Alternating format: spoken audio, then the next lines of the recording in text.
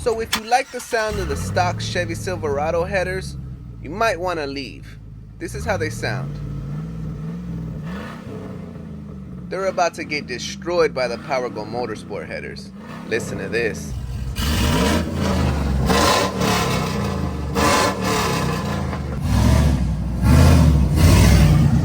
Right out the box, you're slapped with that 304 stainless steel polish finish, which I really like. And these welds, man, they look bomb.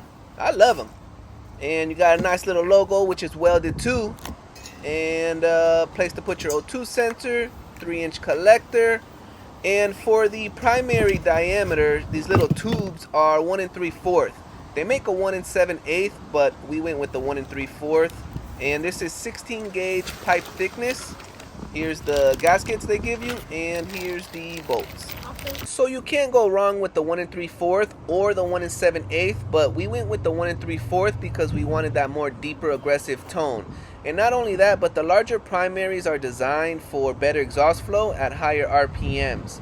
So if you like the wimpy sound and the restricted flow of the old ones, then you probably shouldn't change yours. Alright, let's get this show on the road. I'm going to show you how to replace these headers and a couple tips and tricks along the way. So let's go. So we're going to start on the driver's side, and we're going to go underneath and disconnect all the O2 sensors. So you have one O2 sensor here, and then you have one directly below it right there, and the other side's the exact same thing. So we're going to grab our handy dandy adjustable and a hammer, and we're going to knock that bad boy off. Now if you have a little bit of trouble, you might need to get the O2 sensor socket, but mines are coming off nice and easy.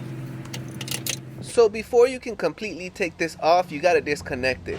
And to disconnect it, all you have to do is pull this little clip right here that you see, and it'll pop right off. So this piece fought me. I grabbed some needle nose pliers, held it on one end, and then pulled it with the other. It usually just slides off, but it didn't slide off for me. It goes just like this. Boom. Just like that. And now you can finish taking it off. Easy peasy lemon squeezy. Now we're going to go ahead and do the front O2 sensor. Alright, so we're going to do the same thing. Handy dandy adjustable with our hammer. We're going to pop that bad boy off. Now before we finish, we got to disconnect it. So this O2 sensor is located above the neutral safety switch. Right in there.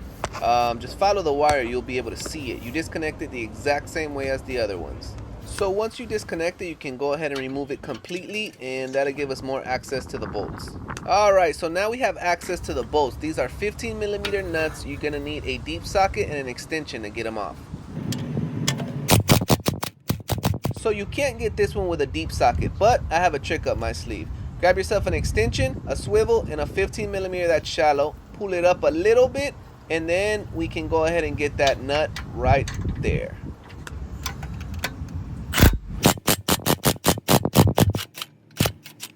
And bam, you got it. Now this one was already missing, so I don't have to fight with that, which I'm happy about.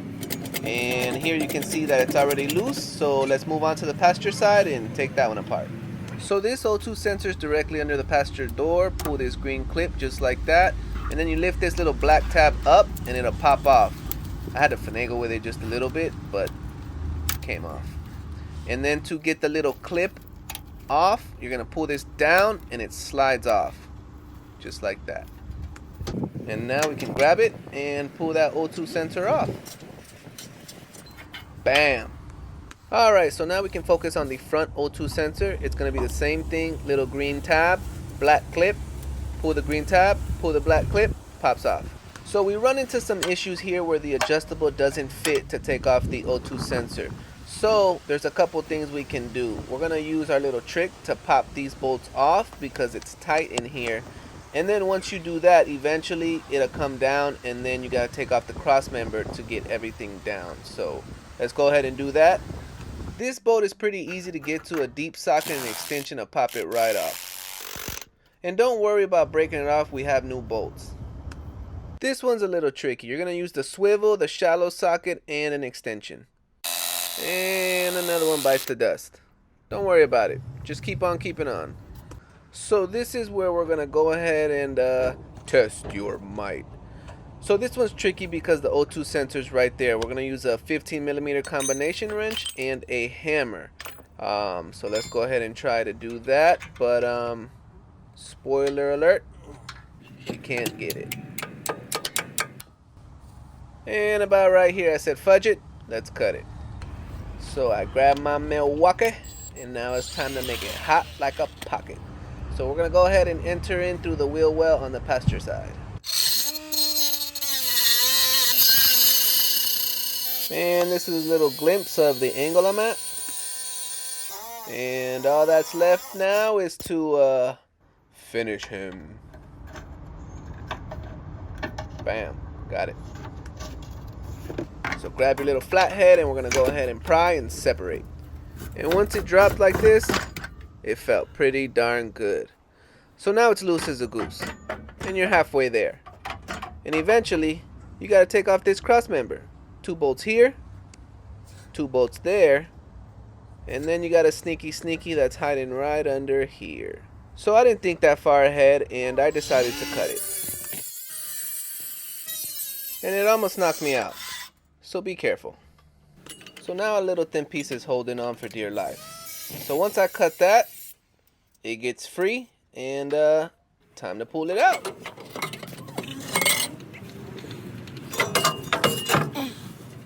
So pop this O2 sensor off because we're going to need it on the new one. Bam. And we don't need this side, we need this left side. It's cut right now, but that's where your muffler goes, and pop it off from there to use on the new one. So on the driver's side, you got 4 spark plugs. 1, 2, 3, 4 that need to come out. So I'm going to tell you right now, it should come out this easy, but some of them are going to fight you. And it's alright, don't get frustrated. I have a couple tricks up my sleeve to help you. So what you're going to do is you're going to pull this all the way out as much as you can. And once you get it up to about right here, you're going to go ahead and grab some needle nose pliers. And you're going to want to grab it right at the top. Not on the spark plug, just above it where it connects. And then once you get it right there, you're going to wiggle it little by little. And then that bad boy is going to pop right off. Bam. Just like butter. So here's a little tip. When you're taking these out, make sure that you label them because they have to go back into the same cylinder that they came out of. So now you're going to grab a 13mm deep socket and you're going to take off 1, 2, 3, 4, 5, and 6. And once you do that, that bad boy is going to drop down and you're just going to finagle it down, come through the bottom, and then finish pulling that bad boy out just like that. Don't forget to take off the gasket. You don't want to leave that on there. So on the passenger side, the only tricky part is the oil dipstick that is held on by a 15mm bolt. And once you take that bolt out, it's loose, but you can't pull it out just yet. You have to go underneath the vehicle to actually see what I'm talking about. So here we're underneath the vehicle. There's your starter, and then the oil dipstick goes behind it into a little hole. Now let me get you in there closer so you can see. So let me wiggle it. See me wiggling that little stick? That's it. So grab some needle nose and then just push it up as someone pulls it from the top. Now it is a little tight, so you're gonna have to have someone pull it little by little, and she'll come out, I promise.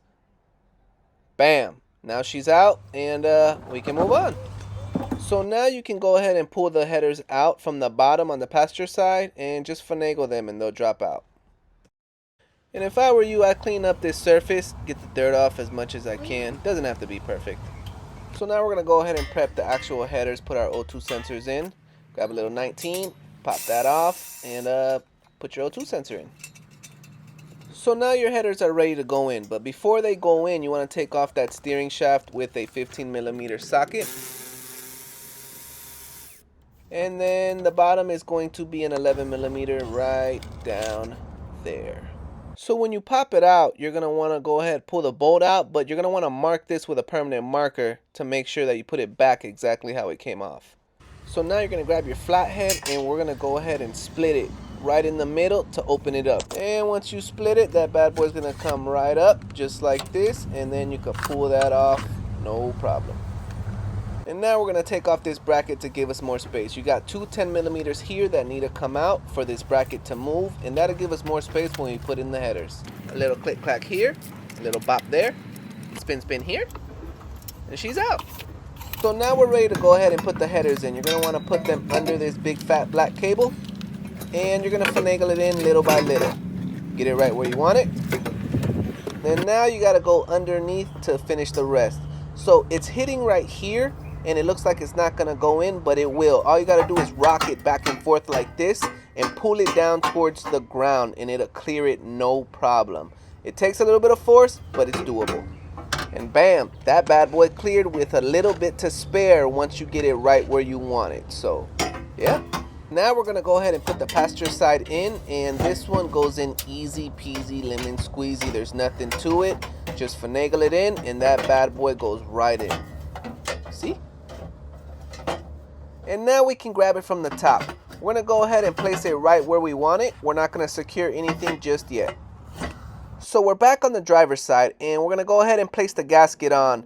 So the way I like to do it is I like to grab a bolt, put a bolt through, put the gasket right on the bolt, and then I secure it to the header. So now it's time to torque it down. And you want to do this from the inside out. Remember, inside out. And you're going to want to do 11 foot-pounds on the first pass, and then you want 15 foot-pounds on the final pass. So now that those bad boys are nice and secure, we're going to go ahead and put the steering shaft back on. So here it is. Remember, you're going to put the top in first, and then you can go ahead and put the bottom in.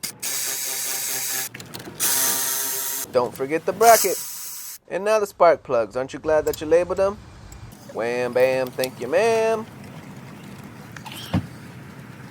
And now to the passenger side. So you know the deal. You're going to go ahead and put the gasket on, and then put your bolt right through to hold it on.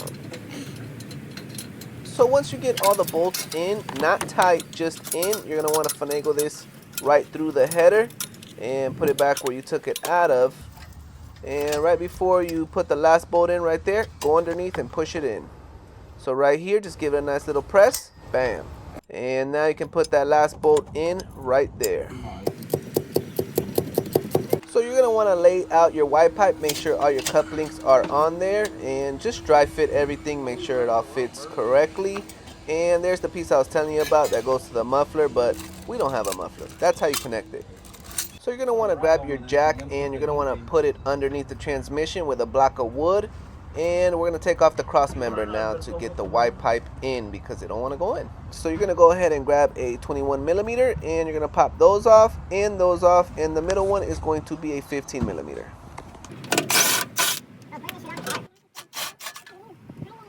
And now we can go ahead and wiggle this bad boy out, just like that. And we can go ahead and put in our Y pipe. So I started with the passenger side first. I wiggled it in, and then I went ahead and put this little curve on first, and then I pushed it on just like that, as you see me doing it. And it went on pretty easily, so I recommend doing it like this. So now you want to make sure that everything is nice and snug. You want it to be bottomed out and nothing loose.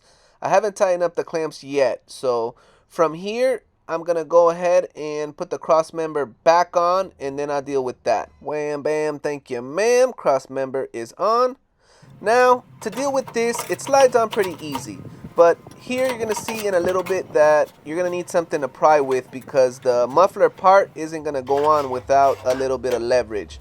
So here you can see I'm pushing it down to get the leverage, but you're going to need somebody's help to do it. So I got my boy right here to hold it while I go ahead and secure it, and yeah. So from here you can see it's coming together nicely, and you got a couple clamps that need to be secured with a 16 millimeter. That was the first one. This is the second one. You got the third one, and then the fourth one, plus the oxygen sensors that need to be connected. So the wire to the O2 sensor is too close to the Y pipe, so I'm just grabbing a zip tie and securing it away from the Y pipe. So I'm just making sure everything is nice and snug and there's nothing hanging, and looks good.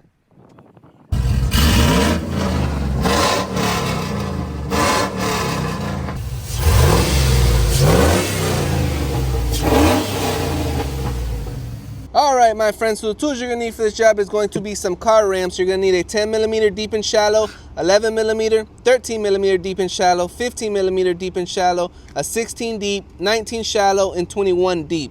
You're going to need a die grinder or something to cut with, an impact for sure. This is optional. You're going to need a swivel, an extension, a combination 15 millimeter, a flathead, some needle nose, an adjustable, a hammer, your ratchet of course, a torque wrench, something to mark with, zip ties, your jack, a block of wood, and your jack stands. You'll also need the headers, but most importantly you're going to need the Y pipe. Now this Y pipe comes with everything that you need, plus the clamps, and no welding is necessary. So I'll leave a link in the description to both of these, and let's keep going. And boom, just like that, you replace the headers on this 2006 Chevy Silverado, baby. Easy peasy lemon squeezy. Look at that. Always remember, if I can fix it, you can fix it.